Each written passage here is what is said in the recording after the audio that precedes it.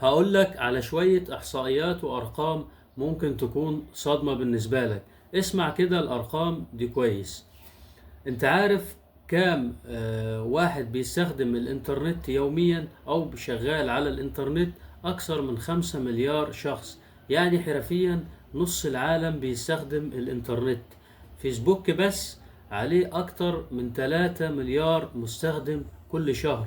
والتيك توك طبعا بقى إدمان، الناس بتفضل تقعد عليه بالساعات.